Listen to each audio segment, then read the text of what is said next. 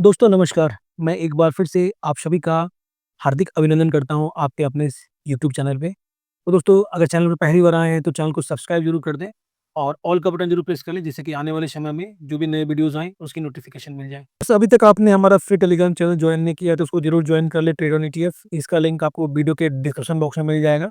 साथ ही साथ इसका लिंक आपको स्क्रीन के ऊपर फ्लैश होता हुआ दिख रहा होगा। इसको ज़रूर जॉइन करें और हमारे साथ मिलकर ईटीएफ की लर्निंग लें जिससे कि आप मार्केट में कंटिन्यूअस अपने फाइनेंशियल फ्रीडम की तरफ आगे बढ़ पाएँ। फ्रेंड्स अभी तक आपने ईटीएफ पर स्विंग या शॉर्ट स्विंग नहीं किया है तो हमारे साथ आकर जुड़े इस टेलीग्राम चैनल में जो कि एक पेड और प्रीमियम टेलीग्राम चैनल है। एक छोटी-सी फ़ी देनी है दोस्तों इसको आपको जॉइन करने के लिए। एक आपको व्हाट्सएप का नंबर स्क्रीन के ऊपर फ्लैश हो रहा होगा, साथ ही साथ ये डिस्क्रिप्शन बॉक्स में भी अवेलेबल है। तो इसको आप हमसे व्हाट्सएप पे क्वेरी करके आप इसको फर्दर प्रोसेस करके आप इसको जॉइन कर सकते हैं और ईटीएफ में स्विंग और शॉर्ट स्विंग कैसे करते हैं, इन सभी चीज़ों की जानकारी मैं आपको इस चैनल पर देता हूँ। साथ ही साथ मैं जहाँ कहीं पे भी जो भी पोज़ीशन लेता हूँ, एसआईपी करता हूँ, सब चीज़ों की जानकारी इसमें देता हूँ। तो दोस्तों आज की इस वीडियो में हम डिस्कशन करेंगे और आपको बताएँगे कि निफ्टी 50 में अभी और क्या गिरावट हो सकती है और किस तरह से हम अपनी तैयारी करें ताकि हम नीचे के लेवल्स तक हमारे फंड्स अवेलेबल हो हमारे पास ताकि नीचे के लेवल्स में हम अपनी इन्वेस्टमेंट कर पाएँ। साथ ही साथ मैं आपको ये बताऊँगा कि आप अभी के करंट सिचुएशन में एफआईज़, डीआईज़, प्रो और क्लाइंट दैट मीन्स कि पब्लिक की क्या पोज़ीशंस है और उसके अकॉर्डिंग भी हम अपनी प्लानिंग कर सकते हैं। तो बने रहिए वीडियो में दोस्तों और दोस्तों अभी तक आपने वीडियो को लाइक नहीं किया तो लाइक कर दो, कमेंट कर दो, जिससे कि हमें एक मोटिवेशन मिल पाए आगे वीडियोज़ को बनाने में। आपका लाइक और कमेंट हमें काफ़ी मोटिवेट करता है और कुछ भी क्वेश्चंस आपके अगर ज़हन में हो, तो आप काइंडली कमेंट करके हमसे पूछें, उसके ऊपर मैं नेक्स्ट वीडियो बनाने की पूरी कोशिश करूँगा। तो निफ्टी में जो गिरावट हो रही है या जो गिरावट हो रखी है और आगे भी क्या होगा, उसका सिंपल सा जो रीज़न है वो है यूएस इंडिया का ट्रेड डील। तो यूएस इंडिया का ट्रेड डील अभी भी तक अटका हुआ है और जिस तरह से ट्रंप साहब ने हड़बड़ी में 25% का टैरिफ इंडिया पे इम्पोज़ किया 1 तारीख से, जो कि ऑफ़िशियली आपको 7 तारीख से लागू होता हुआ यहाँ पे अगेन इसकी घोषणा हुई है। तो ये जो 25% का टैरिफ अचानक से इंडिया पे लगा है और नेगोशिएशन टेबल पर अमेरिका और इंडिया काफ़ी लंबे समय से ये नेगोशिएशन कर रहे हैं और जबकि अभी तक ये फाइनल नहीं हुआ है। तो यहाँ पे यूएस का जो सबसे बड़ा दबाव है, वो है कृषि उत्पादक में इंडिया के बाज़ार को खोलने के लिए उनकी जिद। साथ ही साथ वो ऐसे चीज़ों को करना चाह रहे हैं कि जो हमारे इंडिया में जो भी एमएसएमई हमारे हैं, उनको काफ़ी इनसे नुकसान होगा। तो हमारी गवर्नमेंट इसके लिए तैयार नहीं है, जिस कारण से ये ट्रेड डील फाइनल नहीं हो पाया। साथ ही साथ यूएस ने एक अलग तरह का दबाव बना रखा है कि उन्हें अपनी फाइटर जेट्स बेचनी है। साथ ही साथ वो यहाँ पे ये भी ज़िद कर रहे हैं कि आपको जो भी रक्षा संबंधी उत्पाद है वो यूएस आपको देगा, आप रसिया से मत लो। तो ये भी एक अनर्गल तरह का दबाव है जिस कारण से ये चीज़ें हमारी सरकार नहीं मानी और इसका इनडायरेक्ट रूप से ट्रम्प ने कल वो एक तरह से खिसिया कर ये 25% का टैरिफ हमारे देश पे लगाया है। तो भारत जो इम्पोज़ कर रहा है दोस्तों, वो कृषि और डेयरी में भारत इम्पोज़ कर रहा है कि उसके लिए यूएस के लिए ये कृषि और डेयरी के संबंध में वो मार्केट अपना नहीं ओपन करना चाहता क्योंकि यहाँ के जो किसान और जो डेयरी उत्पादक हमारे एमएसएमई हैं, वो मारे जाएँगे, उनको लॉस होगा। दूसरा बात क्या हो रहा है कि वो रूस से जो भी बिज़नेस हमारे कंट्री का हो रहा है, उसको बंद करने के लिए कर रहा है। तो ये भी इंडिया के लिए कहीं से भी सही नहीं है क्योंकि रसिया हमारा ऑल टाइम फ्रेंड है, ऑल वेदर फ्रेंड है और हर एक मौसम में और हर एक तरह की विपरीत परिस्थिति में रशिया ने आज तक इंडिया का मदद किया। तो इंडिया रसिया को छोड़ नहीं सकता है। इस कारण से ये बातें और ये अटकलें अभी तक जारी हैं और आगे भी ये ट्रेड डील जितना लेट होगा, उतना ये बाज़ार पे कह लीजिए एक तरह से दबाव बनाए रखेगा। लेकिन यहाँ पे कुछ चीज़ें और भी है दोस्तों जो कि मैं आगे डिस्कस करूँगा। तो चलिए चलते हैं सबसे पहले निफ्टी 50 के चार्ट पे।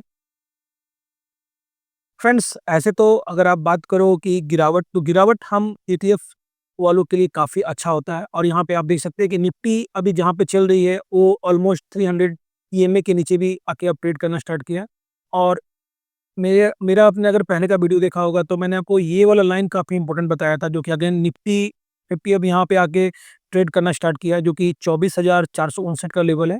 24,459 से 24,500 ये जो लेवल है दोस्तों ये काफ़ी इंपॉर्टेंट लेवल है। अगर ये लेवल मार्केट में मंडे को टूटता है तो फिर निफ्टी यहाँ से आपको 24,000 तक जाने की पूरी उम्मीद हो जाएगी। लेकिन जिस तरह का पोजीशंस एफआईज, डीआईज ने कर रखा है, खासकर एफआईज ने, तो एफआईज यहाँ पे काफ़ी हल्का कर रखा है अपना इंडेक्स फ्यूचर पे अपना पोजीशन, और वो कंटिन्यूअस कैश पे एक बड़ी बिकवाली करते जा रहे हैं। तो इस डेटा पे भी हम आगे जाएँगे, तो यहाँ पे देखिए कि अगर ये लेवल टूटता है, तो निफ्टी 50 फिर आपको 24,000 की तरफ आती हुई दिखेगी आने वाले वीक में। तो यहाँ पे बहुत सारे ऐसे लोग भी हैं जो कि यूट्यूब में आपको बता रहे हैं कि निफ्टी ऊपर जाएगी, नीचे जाएगी। फ्रेंड्स, यहाँ पे हमारा निफ्टी ऊपर जाना, नीचे जाना ये तो मार्केट में चलता रहेगा। पर आप किस स्ट्रैटेजी से वर्क करोगे मार्केट में, ताकि आप मार्केट में बने भी रहोगे, साथ ही साथ आपके फंड्स हर एक पोजीशन पर अवेलेबल होंगे। तो ये सबसे बड़ी बात होती है दोस्तों मार्केट में टिके रहने के लिए। तो यहाँ पे क्या है कि हमें स्ट्रैटेजी से चलना होता है। अभी देखिए, अगर निफ्टी 50 अगर यहीं से घूम गई, तो भी हमारा बल्ले-बल्ले है, और अगर यहाँ तक आती है, तो यहाँ पे हमारा और भी अधिक चांसेस हो जाएगा एक अच्छा प्रॉफिट अर्न करने का। क्योंकि अगर आप मेंटली प्रिपेयर रहोगे कि मुझे इस पॉइंट पे काम करना है, तो ही आप ये चीज़ें कर पाओगे, अदरवाइज़ ये चीज़ें आपसे छूट जाएँगी और आपको गिरावट में आपका जो मेंटल पोज़ीशन है, वो मेंटल पोज़ीशन आपका गड़बड़ हो जाता है, जिस कारण से आप आगे इन्वेस्टमेंट नहीं कर पाते हो। तो चलते हैं स्ट्रैटेजी पे, और ये तो लेवल्स हो गए दोस्तों। अभी निफ्टी 50 काफ़ी अच्छे पोज़ीशन पे है, और कहीं से भी अभी मार्केट में आप स्टार्ट कर सकते हो, कोई प्रॉब्लम नहीं है। लेकिन किस स्ट्रैटेजी से हम फॉलो करेंगे, उस स्ट्रैटेजी पे चलते हैं। तो फ्रेंड्स, यहाँ पे सिंपल सा मैं ये बता रहा हूँ, सपोज़ दैट मैं अपनी एग्ज़ाम्पल ले रहा हूँ कि मेरे पास अभी करंट में मार्केट जहाँ पे भी चल रहा है, मेरे पास 10 लाख के फंड्स अवेलेबल हैं।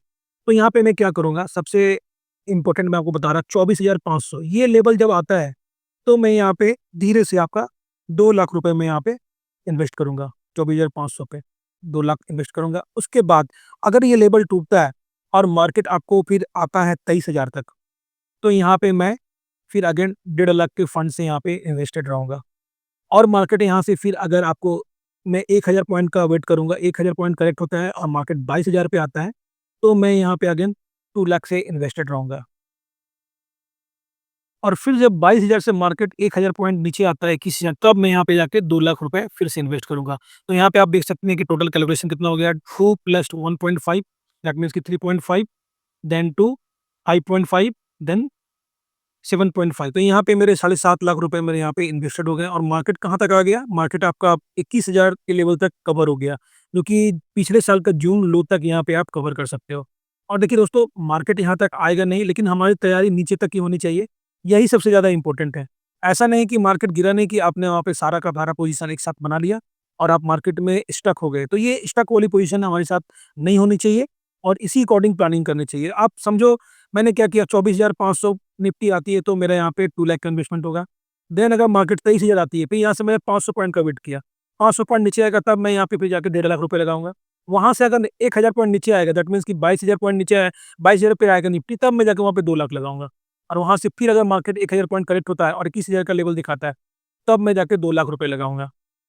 और यहाँ से मार्केट फिर अगर आपको 20,000 तक जाता है, तो यहाँ पे दोस्तों फिर क्या है कि हम लोग भी मार्केट में बैठ जाएँगे, और जो भी फंड्स हमारे पास हैं, उसको एलटी गिल्ड बीच पे रख के हम चुपचाप बैठ जाएँगे। वहाँ से मार्केट इतना ही ना, मार्केट हम कहीं न कहीं से घूमता हुआ दिख जाएगा। ये तो बहुत मैंने आपको नीचे का लेवल्स बता दिए, लेकिन आपको मार्केट 23,000 साढ़े 24,000 के आस-पास ही, 24,000 के आस-पास से ही आपको घूमता हुआ दिख जाएगा, क्योंकि यहाँ पे एफआईज़ काफ़ी हल्के हैं। लेकिन हमारी प्लानिंग वर्स्ट कंडीशन में सबसे नीचे की होनी चाहिए। अब फ्रेंड्स, मैं यहाँ पे एक बहुत बड़ी बात आपको बताना चाह रहा हूँ, अगर आपने गौर नहीं किया होगा तो आप गौर कर लो। यहाँ पे आप देखिए, जब से इंडिया ने एक हाई रेज़ोल्यूशन का ग्रोथ करना स्टार्ट जब जब से किया है, तब से एफआईज़ या फिर कह लो जितने भी हमारे फॉरेन इन्वेस्टर हैं, जितने भी फॉरेन वाले फिरंगी हैं, वो सभी क्या यहाँ पे एक एक तरह का इलीगल प्रेशर बनाना मार्केट में स्टार्ट किए हैं, और वो इंडिया के इकोनॉमी को बढ़ता हुआ नहीं देखना चाहते हैं। उसकी जो झलक है वो आपके यहाँ पे एफआईज़ की इंडियन मार्केट में रुचि से आपको दिख जाएगा। यहाँ पे देखिए, मैंने जो साइट का यूज़ किया है, स्टॉकेज का यूज़ किया है, आपको क्लियरली यहाँ पे दिख रहा होगा। और यहाँ पे देखिए, ईयर 2008 से हमारे पास डेटा अवेलेबल है। तो ईयर 2008 में यहाँ पे एफआईज़ ने क्या किया था, यहाँ पे वो नेट सेलर रहे थे, और यहाँ पे इन्होंने करीबन पे एफआईज़ ने 2008 में क्या किया दोस्तों, यहाँ पे एफआईज़ ने 2008 में 1,01,802 करोड़ की बिकवाली की। फिर ये 2009 में नेट बायर रहे थे, 24,132 करोड़ का इन्होंने खरीदारी की। 2010 में इन्होंने 62,372 रुपए की खरीदारी की। 2011 में इन्होंने इंडियन मार्केट से 26,873 रुपए निकाल लिए, 26,873 करोड़ रुपए निकाल लिए, सॉरी। उसके बाद 2012 में भी ये नेट इन्वेस्टर रहे हैं, 1,04,190 हज़ार करोड़ की इन्होंने खरीदारी की। ये सब था करोड़ में दोस्तों। और यहाँ पे अगेन 2013 में भी ये नेट बायर रहे, 87,956 करोड़ की इन्होंने खरीदारी की। उसके बाद 2014 में इन्होंने 70,240 करोड़ की खरीदारी की।